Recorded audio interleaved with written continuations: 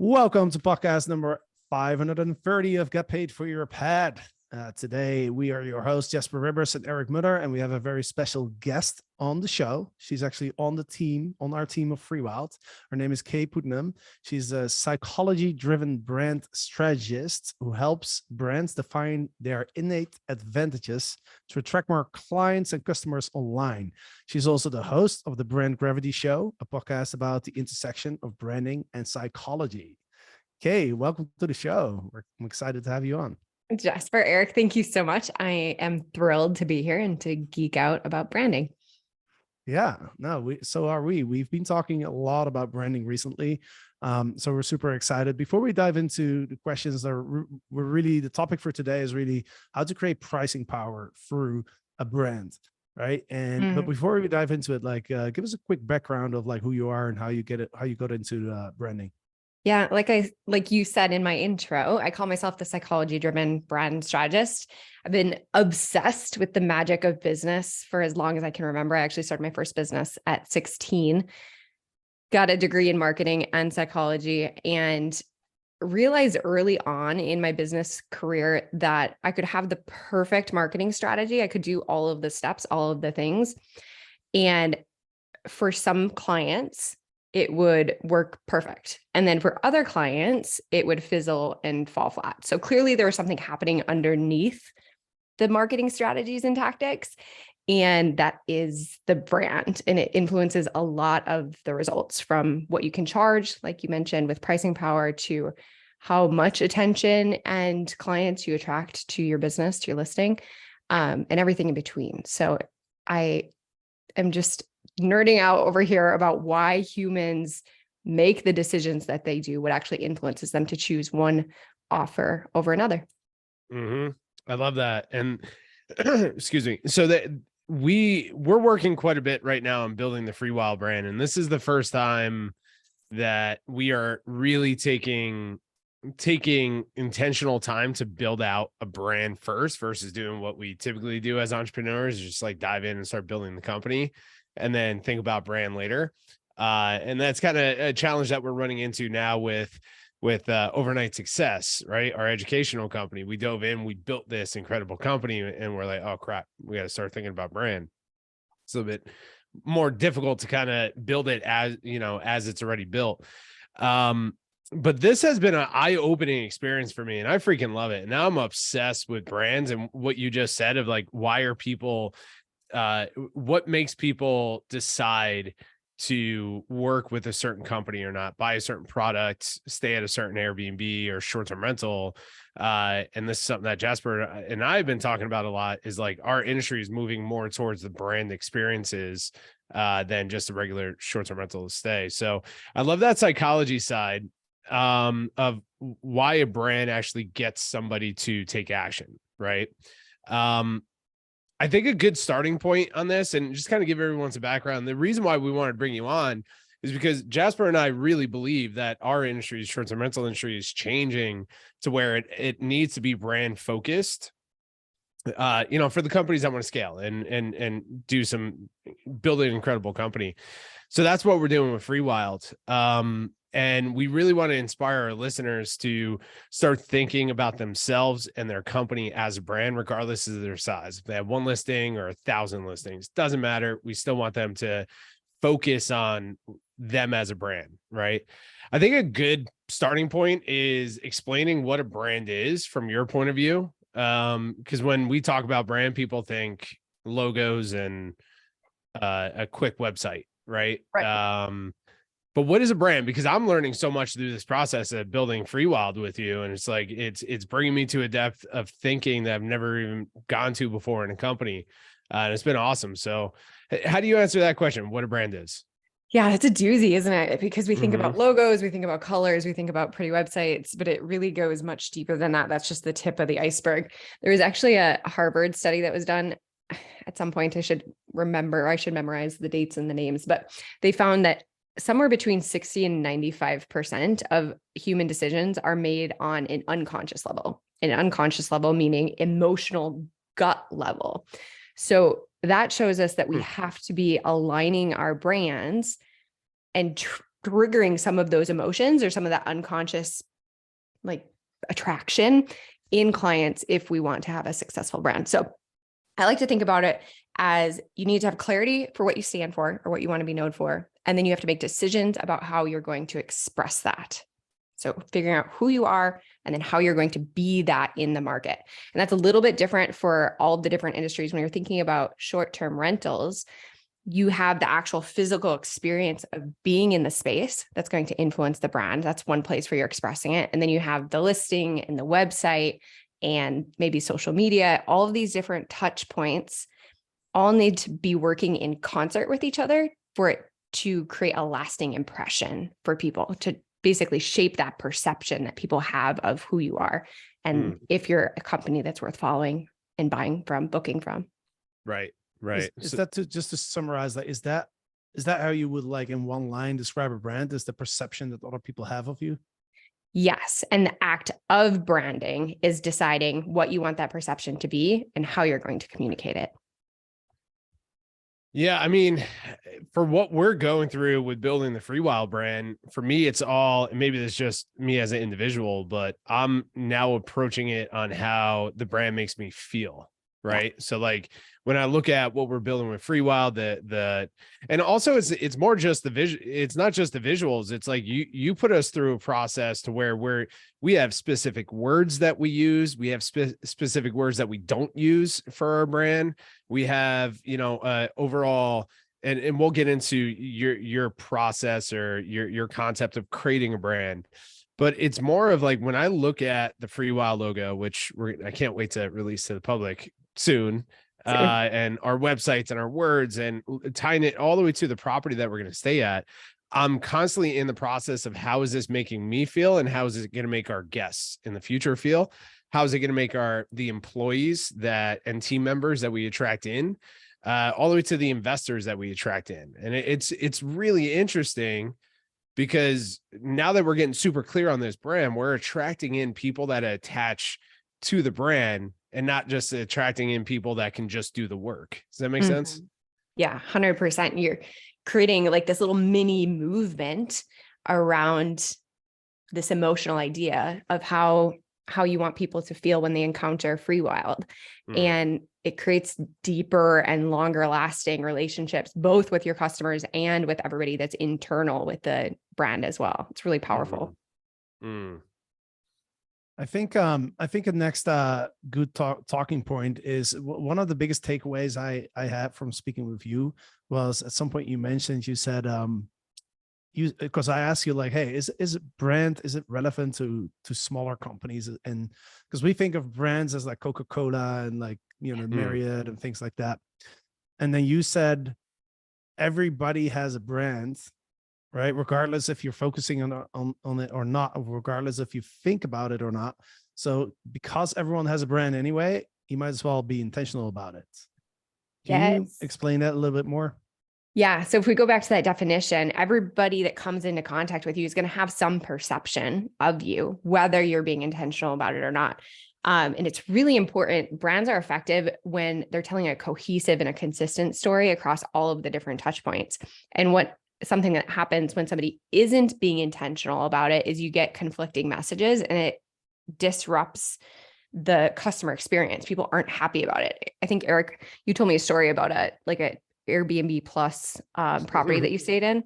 Yeah. And I've been telling the story nonstop. So I'm not surprised I told you this story. Yeah.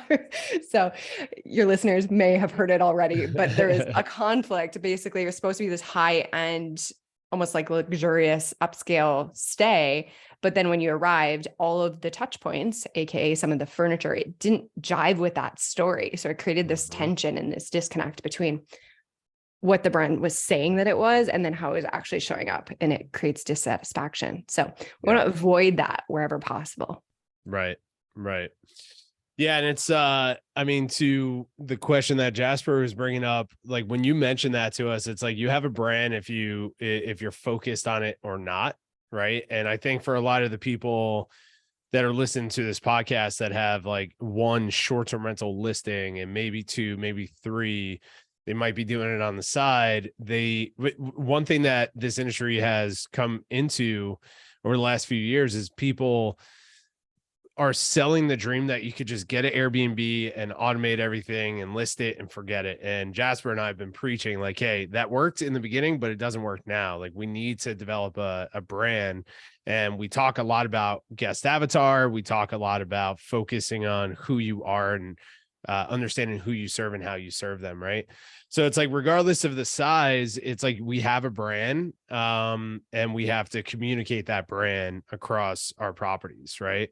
I'm really curious. Because we worked together in the early stages of Overnight Success, right? And that's how we met each other. And then when we were starting Free Wild, I'm like, hey, we got to reach out to Kaye. We need help pulling all this stuff together. And I think it's been about 2-3 months now that we're working on cultivating this Free Wild brand. What have you learned by creating the Free Wild brand that's unique to the short-term rental space? Anything unique come up for you, or any learning processes? Yeah, really, really excellent question.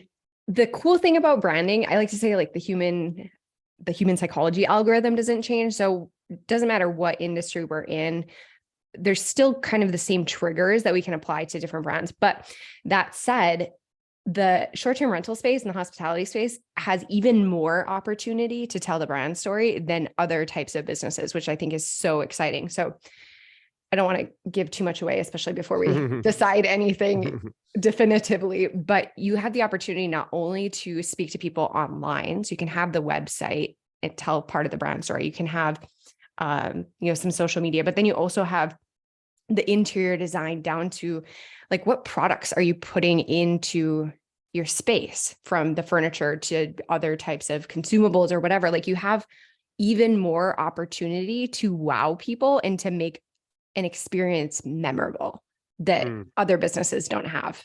So that's been my biggest takeaway. It's a really fun playground to apply brand thinking to, because we have just more space to play. Yeah, because it comes into, obviously, the branding, the logos, the imagery, the words, the website, the social media, but then it also comes into the actual products that people are using, or guests are using at the property, and then also products that they're taking home as well. Yeah. Right. If you want to go down that path. Yeah. Yeah. If you compare that to Coca-Cola, it's just a bottle of Coke. Right. And it's basically the logo, and like, it's much simpler, I guess. Yeah.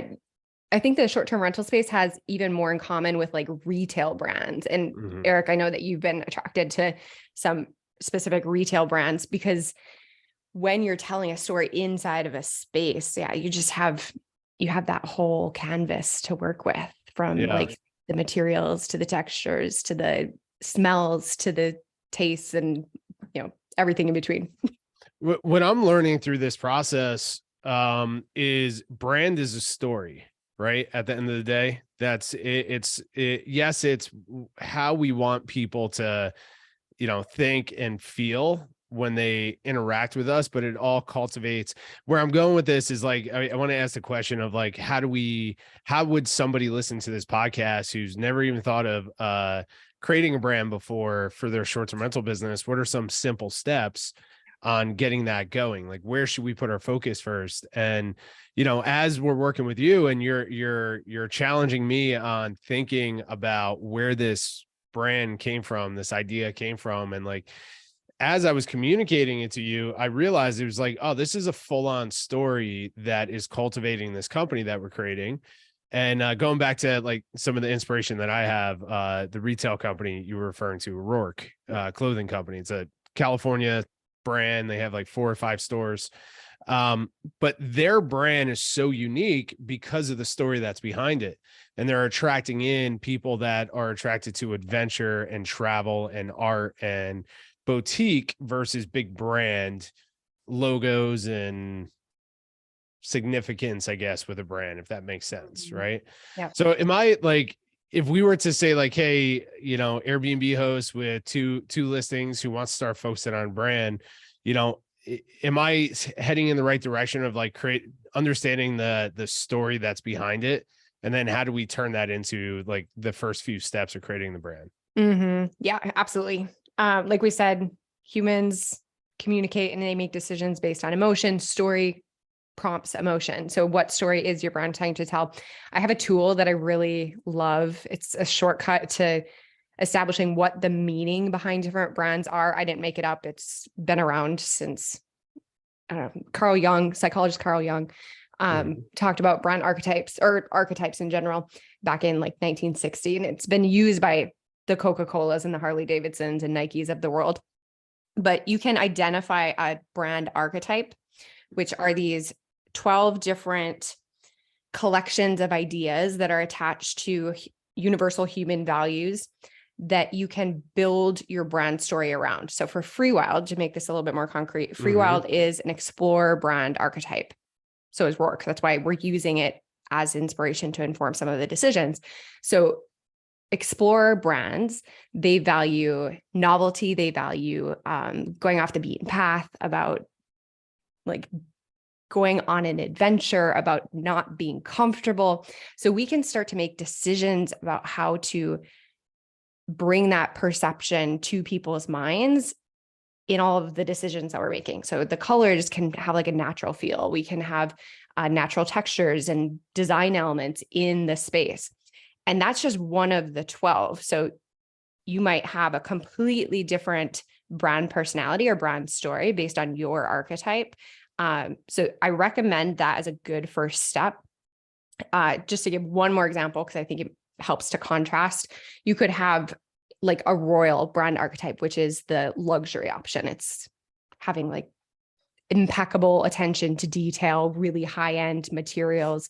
So that could be your position in your brand story versus Explore. And again, there's a bunch of others as well. So use the brand archetype framework as a decision-making tool to start to figure out what your brand story is. I have a quiz on my site that people can take to identify what that is for them. So it asks you like what your values are, what kind of experience you want people to have. It's not specific to the short-term rental space. So it's not going to ask you about like your rental, but think about your rental as a brand when you're going through that quiz.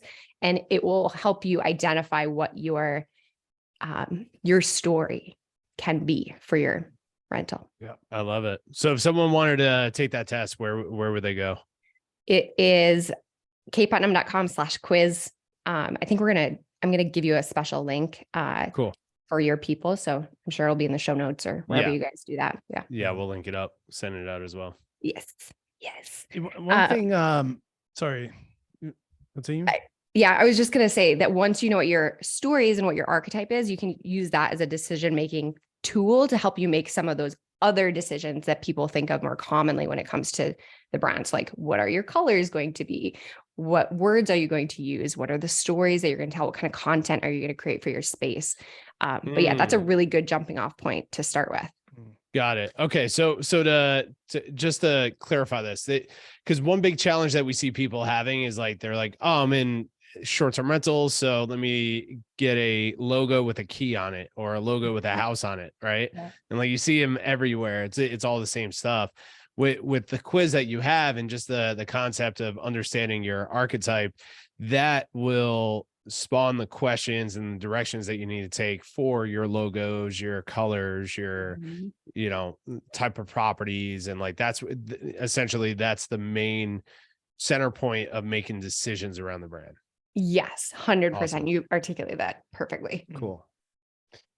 I was thinking about building a brand at the very like smallest level. So like Eric and I talk a lot about how we believe that in the next few years, like the most successful short-term rental hosts are going to be the mom and pops and the professional brands, right? There's always going to be a demand for just staying with John or staying with Amanda, right? Because you want to connect with somebody, you want to connect with that person. I was thinking about like, how do you build a brand if you are the brand as a person, right? And the thing that came to mind was like, well, you could write on your Airbnb profile, instead of just saying, hey, my name is John, I'm from here, and this is my Airbnb listing, and please book. I do a really good job or whatever. You could also say like, hey, like what do I stand for? What are my values? Like, what's important to me in life? Why am I an Airbnb host? What does it mean to me to be an Airbnb host? What's the deeper purpose, behind like me becoming a host versus, just make some extra money. Heck yeah. Does that make sense? Yes, you nailed it. One of my favorite exercises that I do with all of my clients is literally I call it the brand truths exercise. And I ask people, what do you believe? What do you believe to be true about the world? And you can apply that both to your industry. So like, what do you believe to be true about travel? Or what do you believe to be true about hospitality or going places? But also like, what do you believe to be true about success or freedom or relationships? And those themes are so magnetic for attracting people that have a similar view, a similar point of, or a similar way of looking at the world. When we were prepping for this call, we were talking about tribes and how powerful it can be to have an audience of people that all are really engaged in your brand. And that's how we cultivate that. We go first as the brand to share our unique point of view, our values, like you said, and that's what attracts people to our business and elevates the conversation beyond just being a commodity, being just a better place to stay. Yeah. And that brings us back to the very title of, or the topic of this podcast, which is, you can create pricing power through your brand. Can you explain how that works? Yes. So pricing power is when your brand isn't as sensitive to the supply and demand curve, meaning you're kind of on your own supply and demand curve because people don't view you as being in the same category or directly competitive with similar offers. So like with similar stays. At the end of the day, it means that you can charge a higher than average price for your space than the next guy. And we create this by having a really strong brand because that sets us apart. We're no longer just another bed. Like we just said, it creates value in our business and creates profitability in our business. So that's the reason why we pay attention to brand. No matter how big or how small your business is, we want to actually generate more money on the bottom line at the end of the day. That's why we're doing this. It feels good. Like we want to create a business that we're proud of, that attracts people that we like to work with or like to interact with, but it's still at the end of the day, a business expense. So we want to make sure that it's justified. And that's one of the ways that brands add a lot of value to business is through that pricing power. I think the easiest way to understand this is actually a company that Eric brought up called Liquid Death. Which is water. Water. Yeah. Right. And I've been obsessed with just like searching their story and their CEO talking about their brand and their brand concept before they even had a product. But yeah, man, let's talk about that because I think what they're doing is just absolutely amazing. Because as you were talking about, like, hey, you have two things that are pretty much the same, but one has a brand and one doesn't, and the one with the brand can charge more, and it's nowhere is it as clear as with water, right? They have one water bottle, that's $5, and one water bottle is $1, and the water is arguably the same, right? And it's a 5x pricing power through the brand, right? Yeah, and it's like, to give some clarity, like, the reason why we were talking about that, right, is because one of the biggest challenges when we talk to students that enroll into Legends X is they, especially now with the market that's going through what it's going through, they're seeing a less of a demand through Airbnb, right? So now they're starting to ask the questions: how do I fill the gaps? How do I make more profit? Things like that. And there is a ton of competition of air quote Airbnbs in pretty much every single market. So when you're in, say, just for example, say you're in a urban area and you specialize in apartment buildings, right? Having apartments, 1-bedroom apartments, stuff like that. It's like, how do you stand out from the crowd on Airbnb or any other search engine with your unit that's very similar? So that's why we brought up, like, it's like the water industry. You walk into any supermarket and there's well over 10 brands of water that's being sold for all these different prices. And then I'll never forget the day that I was introduced to Liquid Death. I was at a friend's house about 2 years ago, and he just cracked it open and just started drinking it. It was like 11 o'clock in the morning, and I thought it was a beer. I thought he was drinking a beer. I'm like, dude, you all right, man? What's going on here?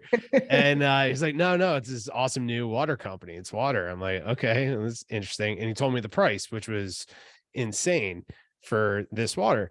But what I'm recognizing is that now when I walk into stores and I notice it, I buy the freaking can. I buy Liquid Death because I'm so attached to this brand now. And what they've done over the last couple of years has just been unbelievable. I think they're valued at like $700 million right now selling freaking water, which is nuts. So that's just give some context to why we're talking about that. Like, what is your take on that? I know that you dove into some research around Liquid Death as well, but like comparing the short-term rental industry and just having like all these different short-term rentals that are at the end of the day, pretty much the same, unless they're extremely unique. To the water industry that has all these different brands. Like, can you touch on that? Like, what is that? What's driving the value for Liquid Death to sell $5 cans of water? Yes, I love this example so much.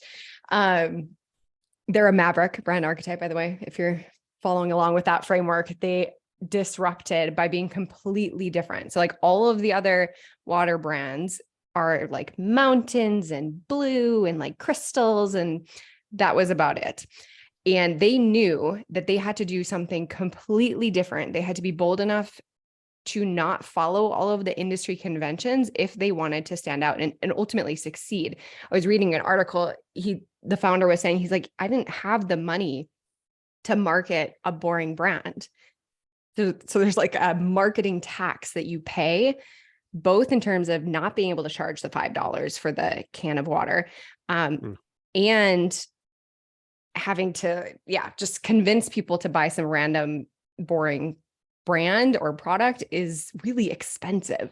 So if you know that you don't want to invest tons of money, plus you want that preference that's happening. So notice you said you have all of these different options and you're choosing to buy the Liquid Death. If you want that kind of affinity for your business, you need to be different and you need to tell an interesting story. They are such a strong example of really excellent branding. And it's so cool to see the actual monetary results being shown for it. Because sometimes branding gets passed over for being like superficial, but it's truly not. Yeah. It's so interesting because the product itself and like all of their marketing, we were looking at their Instagram. They have like a couple of million followers on Instagram. I'm like, who the hell is following a water company? I know. Like who does this? And it's because of the brand and the story that they're creating for it. And they're literally selling the same products that we can buy a million different brands, a million different, we have a million different options, but we're willing to spend. Now I am willing to spend more money for the same freaking products just because it's I feel like I'm attached to that brand and I have a different experience. Right. Yeah. So not only do they have really excellent design and they have a really excellent story, they're born from a desire to give like rock and roll artists and punk rockers a cool water to drink during their shows, because they're actually hiding their water in like energy drink cans. So that was the origin of it. But now they've also attached to a bigger mission, and they have this slogan around death to plastic, which I think is super cool as well, because they're using their platform and all of the people that are following them to tell a larger story. It's not just about water. It's about the planet too. Yeah. And what was that?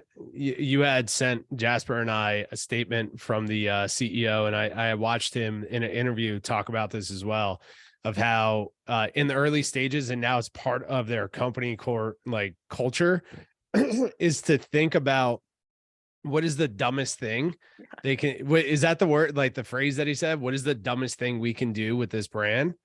Yeah. Right. And like it stretches, it's like, okay, well, we're not going to use plastic. We're going to put it in a can, but instead of a can, we're going to put it in a tall boy. Right. And it's like, what are we selling? We're selling something that's hydrating, that gives life. So we're going to call it Liquid Death. Right. And it's like, that's the stupidest thing that we can do about this brand. And that's like part of their culture now. Right. So it's like, what is that? Is that just thinking outside of the box, or is that part of the brand themselves and people attached to? That's part of the maverick archetype. It's like, how can we do the thing that nobody else is willing to do? So if that's not your archetype, that might not be the question to ask yourself. For Free Wild, it's not what's the dumbest thing that we can do, but like, how can we go down a new path? Or like, how can we give people the feeling of freedom more than any other brand? So I invite people to start with the story that you're telling. Again, we can use those archetypes to help us inform that and use that to form your question. But it's so important, regardless of how you phrase it or how you position it, to give yourself the permission and the mandate that you can't just copy what everybody else is doing in the space. It's going to get lost in the noise. It's going to be really expensive, and you're going to be looked at like a commodity, which means that your people are going to be overly price sensitive. And that's a recipe for disaster. We want that preference. We want that pricing power. So it comes from being different, not just better. Better's a race to the bottom. As you're talking, I'm thinking about what's the dumbest idea for a short rental. And the first thing that came to mind was, let's rent out a house, but you're not allowed to sleep there. We'll give you a couple air beds and like, you have to sleep outside. Or it's like what's her name, Christy with the potato, right? Yeah. It's like, for her, it's like she turned this literally a potato into a hotel, right? And people are staying there, right? And it's and by the way, with me bringing up that question, I wasn't saying, like, I wasn't trying to encourage people to say like, or ask themselves what's the dumbest thing they can do for their brand. The reason why I brought that up is I've never heard anyone say that before. Yeah. I've never heard any entrepreneur, business owner, especially in the early stages of their brand company, saying, what is the dumbest thing we can do about this brand? And now it's part of their culture and they're thinking outside of it. And you look at their social media and it's actually attaching to people, because like their social media has nothing to do with water. It's this culture that they have, and it's just outside, it's just outside the box. It's really interesting. And it's, they're the fastest growing water company and beverage company in the world right now. They're valued at $700 million, raised a crazy amount of money. It's pretty incredible to see that. She started a podcast about water. Like, this is pretty interesting. By the way, one thing I noticed, like, I pulled up the website liquiddeath.com, and the first thing that came to my mind as I looked at it, I thought it was beer. I thought it was like a Corona or something, because the first thing you see is somebody like poking a hole. You know that trick what college students do with beer? Oh, like what's it called? It's a bong, right? Shotgun. Yeah, there you go. That's the first image that you see of somebody doing that with the can. So you're immediately thinking, oh, that's beer. Mm-hmm. It's hilarious. And they've done it on purpose. And that article that I read, it mentioned that it was becoming more share worthy because it's this disruption of the status quo, and people were taking pictures of their kids drinking it because it looks like it's beer. And it's just that tension creates a really interesting story, and it makes it more shareable. Hey, it all comes down to the story, right? At the end of the day, it's like, you're telling this story through your products and just every part of your brand. You're telling your origin story, right? And it's the same thing with Free Wild. Like, we started developing this brand by you asking me about the story and how we created this company and where we came up with the idea. Why are we focused on these properties and not this property? And, all of that. And we're telling that story through our properties, which I think is amazing, and, I think that's one of the biggest takeaways here. It's like, for the individual who's trying to create their own brand, if it's one listing, or the entrepreneurs that want to grow these massive short-term rental, brands, hospitality brands, we got to start with the story to understand who are we and why are we doing what we're doing, and put that into our products. Heck yes. Yeah. I love it. One question, one thing, and maybe wrap it up on this. I don't know how long we've been on this podcast. Jasper, how much more time do we have? Yeah, we'll do another 5 to 10 minutes. All right, let's do another 3 hours on this. I feel like this is like a Joe Rogan podcast. We just keep going deeper and deeper. All right, so I don't know how to frame this. One thing that I'm noticing when we're going down developing Free Wild is we've talked to so many of these large branding agencies. So you were talking in the past of like, you mentioned about like the value of a brand and how it's pricing it and how certain people don't really value it on how to develop the brand themselves. And we come across like these big, large branding houses that, are giving us quotes of like $300,000 to build this hospitality brand, right? Of like images and like all this stuff that we're talking about. And I know it's not freaking easy to do, to cultivate and bring this story to life. But how do you how is someone who is ready to actually start building their brand? How do you go about actually, as the owner, valuing the investment that you have to make into building all this stuff? Yeah. I think a good way of asking that question. Yeah, no, I think that's an excellent question. And what's interesting, so like branding agencies, similar to other types of businesses, there's companies that service other companies at every single level. So there are the solo entrepreneurs who are building brands, for much less than that. And then there's these really big agencies that are working with the Budweisers of the world. So you have everything in between. If you're a smaller business and you're starting to work on this yourself, there's actually quite a bit that you can do yourself, especially with the help of like a system, like a course or a strategist, somebody that's in your corner that isn't going to be a massive investment. And the way I would quantify that is to start literally with the numbers. So like if you're priced at the average for your location and number of beds, whatever, how much more profit is possible if you can charge a premium? And then how much more profit is also possible if you're booking more of your nights? So you can get a good number of the possible growth by looking at like the top 1% in your market. How are they doing differently? Or like what how is their revenue different than where you are at currently? Because I think that's probably the space that you have to grow, if not beyond, if your market isn't super awesome with their brand. Yeah. So that's where I'd start. Yeah. So kind of working backwards of like, I think at the end of the day, for me, one of the challenges that we're going through is understanding the value of a brand. Right. And I think as we go deeper into this, we have conversations with you, we're researching these bigger brands, and like Liquid Death just kind of blew my mind as far as the value of the brand, because it's not the product, it's the brand. Right. And it's like, they're not doing anything unique outside, like as far as trying to sell this product. You still go to the store and you buy the product. Right. It's like their brand is everything, and they're valued at now $700 million.